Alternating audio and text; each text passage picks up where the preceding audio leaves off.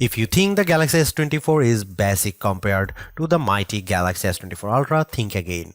The smaller Galaxy S24 is a super-powered marvel with all the processing power of Samsung's best phone, packed into a much smaller design that is easier to fit into a fashionable pocket. What can you do with this much power in such a small phone? You can use the new AI tools from Samsung and Google, including the cool circle to search that easily answers the question, "Hey, what's that?" Whether you are looking at a web page, a YouTube video, or even a photo you just took. You also get the Samsung Galaxy AI translation that work like magic, changing your words into a foreign tongue and letting you understand somebody across the language barrier. You can also play games, obviously, and the Galaxy S24 is a gaming powerhouse made better by its take-anywhere size. This phone easily beats the iPhone 15 in inside-by-inside gaming tests, and it approaches pro power in terms of processing and productivity. It can even run Samsung DeX, the desktop environment that makes your phone work like a real computer when you plug in a keyboard, monitor, and mouse. While Apple screams on the CPU in its iPhone 15 and 15 Plus, giving those phones last year's processor, Samsung endows every Galaxy S24 phones with the same Qualcomm Snapdragon 8 Gen 3 chipset, at least in the US. Elsewhere, this phone and the Galaxy S24 Plus might use the Samsung Semiconductor Exynos 2400 chipset, and we'll be testing that model shortly, but we expect performance will be similar no matter where you buy the S24 and S24 Plus. The result is a phone that not only runs fast but also runs a long time, as we have seen great battery performance from phones with the latest Snapdragon on board. In battery life, the Galaxy S24 easily beats competitors at this size and price, lasting hours longer than the iPhone 15 or Pixel 8. The Galaxy S24 has a display that can crank out terrific brightness, though it isn't brightest or the sharpest display you will find. I had no complaints, even though I need to wear my reading glasses to read fine print at the highest resolution setting on the Galaxy S24. The display looks brilliant no matter how bright or dim it was set. For cameras, the Galaxy S24 can't compete with the Galaxy S24 Ultra, a phone that costs $500 more in the US, but it has the specs and features to take on the latest Pixel, and iPhone 15 fans should be jealous of the real 3x zoom lens that the Galaxy offers. There is no optical zoom on the iPhone 15, and once again Samsung wins with versatility, if not pure image quality. Samsung needs to prune its features and simplify, especially if it wants to win over iPhone fans someday. The iPhone 15 doesn't make you dig through 3 layers of settings to find the coolest new features. It just works. Samsung needs to just work a lot more on its software, because the Galaxy gets harder to use every year. Soon it will be too far gone. If you want more battery life, more versatility, and some seriously powerful productivity features, the Samsung Galaxy S24 is the right choice. If you don't care about all the extras and just want a phone that nails the basics, there are simpler and more elegant options available from Apple and Google, but Samsung gives you a sense of the possibilities that are coming in the future. You just have to drag the phone out of the past to find it. The Galaxy S24 may be the base model of the family, but it's no slouch in the terms of specs. It has the same Snapdragon 8 Gen 3 processor that makes the Galaxy S24 Ultra blazing fast, and it has more camera option and a bigger battery than a comparable iPhone 15. The display is also better than other phone size. It's brighter than even the Pixel 8, with better color accuracy as well. The Samsung pendulum sways back and forth between copying Apple and striking out on its own. This year, the Galaxy S24 is much closer to the iPhone 15 design than it has been in many years, while the S24 Ultra looks just a bit more unique. It's the curve at the corners of the display that really bring home the similarity. The Galaxy S24, like an iPhone, is well rounded at the corners, while the S24 Ultra is all right angles. This is not a terrible thing, it just isn't very unique. At least Samsung has some nice colors this year. My review unit came in the cobalt violet color, which is very pretty but a little sad, like the stormy purple Apple once used on its iPhone. More vibrant are the sandstone orange and amber yellow options. I wish they were a bit more saturated and prime, but they do look natural with a nice matte finish and texture to the back glass. The glass is unfortunately Gorilla Glass Victus 2, which was the best of the best last year, but now we have seen Gorilla Armor on the Galaxy S24 Ultra and it's hard to settle for less. My Galaxy S24 review unit already has a scratch on the back glass and I don't have a case for this phone yet. Gorilla Armor is more scratch resistant and Samsung has done a great job reducing reflections and glare, but only on the Ultra model. Samsung still does a great job keeping its phones thin and light. This is no Ultra, and if you want a phone you can use with one hand, the Galaxy S24 is a great option. It's thinner than the iPhone or Google Pixel, and it's also the lightest of the bunch. Usually, a lighter phone means less battery inside, but the Galaxy S24 beats all competitors for battery life, so it's not a concern. Samsung is a perennial favorite when it comes to smartphone displays, and the Galaxy S24 is no disappointment, but it also isn't the clear winner in any aspect. I enjoyed reading web pages, playing games, and editing photos on the smaller screen, and even small text was legible and sharp. The screen was also plenty bright, even in outdoor sunlight, taking photos with the camera. Samsung is not giving us the sharpest display with the Galaxy S24, and it's odd for the company to fall behind a bit. The Google Pixel 8 and iPhone 15 both have a higher pixel density, making them technically sharper, though you might not notice the difference. The Galaxy S24 can get brighter than both of those phones, but OnePlus is pulling some 4500 nit magic out of its hat with the similarly priced OnePlus 12, so Samsung isn't the resounding brightness winner. Overall, I had no complaints about the display unless I'm truly nitpicking. In our official lab tests, the Galaxy S24 had a wider color gamut than any competitor. Samsung is still sticky about Dolby Vision HDR support, which is what Netflix favors, but HDR10 Plus content look great and you can find that on every other major streamer. While I like carrying a smaller phone, the 6-inch display on the Galaxy S24 isn't quite big enough to hold all of Samsung's features. The H panel is turned on by default and it takes up so much room on the side of the phone that it was easy to swipe it open accidentally when I just wanted to use a back swipe gesture. The quick panel also became more complex, and this makes it harder to read and use on the smaller Galaxy S24 display than it was on larger Samsung screens. Overall, more software simplicity would help show off that screen instead of bogging it down with icons and menu clutter. The good news about software on the Galaxy S24 is that it can do just about everything the Galaxy S24 Ultra can do, short of using the S Pen. The bad news is that it can do everything the Galaxy S24 Ultra can do and no less. Every bit of complexity often designed for the largest smartphone display possible is still present in the Galaxy S24. It's a mess. The Galaxy S24 is super powered, there is no doubt. There are big software features like Samsung DeX, which gives you a Chromebook-like interface when you plug your phone into an external monitor.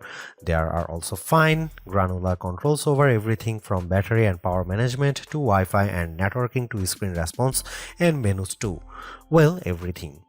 There is no end to what you can do with the Galaxy S24 and it is easy to get very lost. Samsung needs to simplify. There are too many features that are impossible to find, like wireless power sharing, which should let me charge my earbuds by setting the case on top of my Galaxy S24. Unfortunately, I can't find the button to make this happen, not without a treasure map and a pickaxe. The software problems are starting to feel like laziness. In setting up my Galaxy S24, I was excited when my older Samsung phone found the new S24 quickly and offered to transfer all of my stuff. This process quickly failed without warning and I had to repeat it. After it failed the second time, I was asked on another screen to use Samsung Smart Switch, which somehow worked. Why not just start there? The first time I turned on the Galaxy S24, I needed to update a ton of apps in the Google Play Store and the updates failed, then disappeared. I opened the Galaxy App Store and found a slew of updates there as well, even though there was no notification. My Galaxy was suddenly downloading strange Samsung software including a blockchain manager. I don't use anything blockchain at all. Then there are all the apps. There are too many apps from Samsung, too many apps from Google, and somehow even Microsoft gets its own folder. On a Samsung phone running a Google operating system? Good job, Microsoft. I hope it got what it paid for. All of this just feels lazy or cynical or both. It doesn't feel like Samsung has my best interest at heart from the moment I started using the Galaxy S24. It feels like the software is pushing me to do more, to buy more and use more. I just want simplicity. I just want it to work. Sure, the Galaxy S24 Ultra is our top camera phone, but that doesn't mean the Galaxy S24 is a slouch. Most of the great work Samsung has done improving its image processing carries through here. Photos I shot with the Galaxy S24 look better, more natural than photos taken with either the Galaxy S23 or my iPhone 15.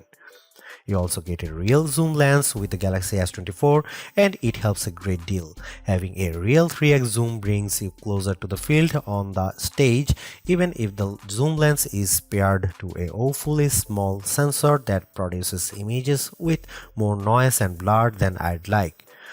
No matter, neither the Pixel 8 nor the iPhone 15 has optical zoom around back, and real zoom is always better than digital zoom, all things being equal. You might occasionally get better shots from the main camera on the iPhone 15 and the Google Pixel 8 does a better job with low light images, but the Samsung Galaxy S24 is much more versatile. I actually find Samsung's different camera modes like the food mode or the dual camera video recording mode to be fun and useful. My baked goods look detectable when I shoot them with the Galaxy and the dual cameras video is great for reaction shots with my kiddo. Samsung also brings a bunch of AI tricks into the camera both in the camera app and Samsung's image gallery. I wish there weren't two photo apps including Google Photos, but here we are. Unlike the Pixel which gives you AI editing in Google Photos, Samsung keeps its Magic Editor software in the gallery. With Magic Editor, you can resize an object in your photo and move it around. You can erase the background entirely and replace it with something new. The phone will use AI to figure out what's happening in the foreground and match the new background appropriately. There is also a tool that adds more background to an image if you rotate it and end up with blank space. In practice, these are surprisingly useful. I like erasing spectators in the way when I am trying to see my kid on the field. The generative AI did a nice job without a heavy hand, and the results usually looked natural enough. I hope Samsung doesn't go too much further into creating fake imagery, but the Galaxy S24 will affix a watermark to images that have been edited using AI. Here you can see some camera samples.